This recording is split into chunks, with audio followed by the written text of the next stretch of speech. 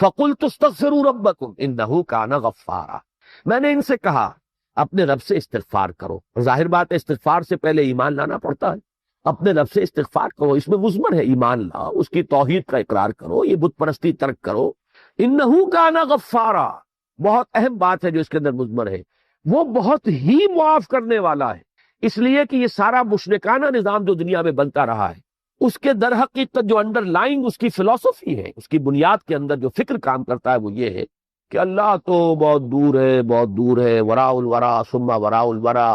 ہم بڑے پستی کے مکین ہیں، ہم تو ہیچ ہیں، ہماری بات تو وہاں تک پہنچ نہیں سکتی، کوئی سفارشی درکار ہے،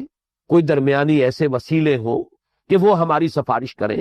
اس حوالے سے وہ سارا نظام چلتا ہے کہ وما نعبدهم الا ليقربونا الى الله زلفا، یا یہ کہ یہ در حقیقت ہم شفاؤنا عند اللہ، یہ جو ہستیاں جنہیں ہم پوجتے ہیں یہ تو اللہ کے ہمارے سفارشی ہیں۔ ہم نے ان کو کب کہا ہے کہ یہ ہمارے خالق ہیں؟ وَلَئِن سَأَلْتَهُم مَّنْ خَلَقَ السَّمَاوَاتِ وَالْأَرْضَ لَيَقُولُنَّ اللَّهُ، اے نبی اگر آپ ان سے پوچھیں گے کس نے پیدا کیا آسمان اور زمین، فوراً کہہ دیا اللہ نے کی، وہ کسی اور کو خالق نہیں مانتے تھے۔ لیکن اس اللہ کی جناب میں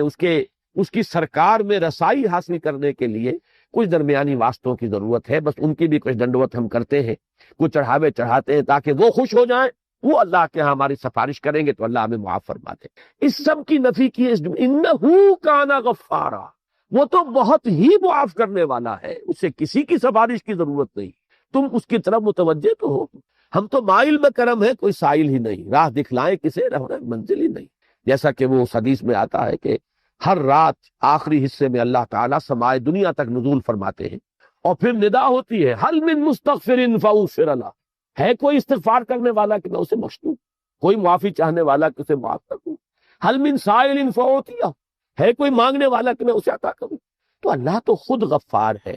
تم کن چکروں میں پڑے ہوئے ہو؟ اپنا عمل درست نہیں کرنا، حرام خوری کو جاری رکھنا، اپنے غلط طرز عمل کو برقرار رکھنا، اور تلاش کرنا ادھر ادھر کوئی سفارشی، کوئی ذرائع، کوئی وسائل، کوئی وسیلہ،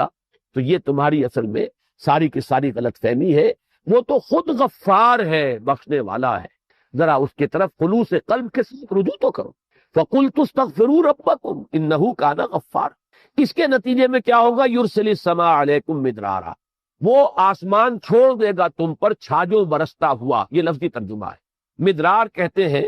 کثیر الدروغ، جس میں کہ بڑی ہی یعنی قوت کے ساتھ، جس میں ہم اردو میں کہتے ہیں چھاجوں بھی برس رہا ہے، چھاجوں پانی برس رہا ہے، اور آسمان کو چھوڑ دے گا، یعنی گویا کہ بند ہے کوئی لگا ہوا، اور اس کے بعد اللہ تعالیٰ کے حکم سے وہ بند کھلے گا، اور تم پر جو ہے اللہ کی طرف سے بارش ہوگی رحمت کی، اور ماء مبارکہ تم پر نازل کیا جائے گا۔ یرسل السماء علیکم مدرارا ویمددکم باموال وبنین، اور وہ تمہاری مدد فرمائے گا مال کے ذریعے سے بھی اور بیٹوں کے ذریعے سے بھی، وَيَجْعَلْ لَكُمْ جَنَّاتٍ وَيَجْعَلْ لَكُمْ أَنْهَارًا، اور وہ تمہیں باغات بھی تمہیں عطا فرمائے گا، تمہارے لیے بنا دے گا باغات، اور تمہارے لیے بہا دے گا اور رواں کر دے گا نہریں اور چشمے۔ اب یہ جو الفاظ ہیں ان کے حوالے سے بعض تفسیری روایات، اگرچہ وہ محدثین کے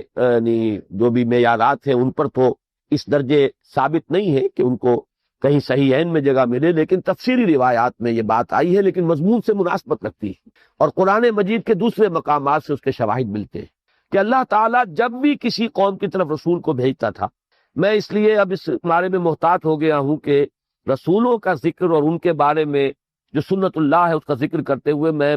جو حال کا صیغہ نہیں استعمال کرتا بلکہ ماضی کا، اس لیے کہ سلسلہ نبوت اور رسالت بند ہو چکا ہے۔ اب ہمیں حال کا صیغہ جو ہے غلطی سے بھی استعمال نہیں کرنا چاہیے، اس سے بھی اشتباہ ہو جاتا ہے کہ اللہ جب بھی رسول کو بھیجتا ہے اس کے ساتھ یہ قاعدہ قانون ہے، تو بھیجتا ہے نہیں، بھیجا کرتا تھا، اس کا سلسلہ جو ہے منقطع ہو چکا ہے۔ تو اللہ کا یہ قاعدہ رہا ہے، یہ سنت رہی ہے اللہ کی، کہ جب بھی کسی قوم کی طرف کسی رسول کو وہ بھیجتا تھا تو اس قوم کو جھنجھوڑنے کے لیے چھوٹے چھوٹے عذاب، کہیں قحط پڑ گیا ہے، کہیں کوئی اور مصیبت آ گئی ہے، کہیں کسی اور طرح کی تکلیف آ گئی ہے، یہ تمام چیزیں اس لیے ہوتی تھی تاکہ یہ کچھ جاگے، ہوش میں آئے، اس لیے کہ اگر فراوانی ہے، عیش ہے، آرام ہے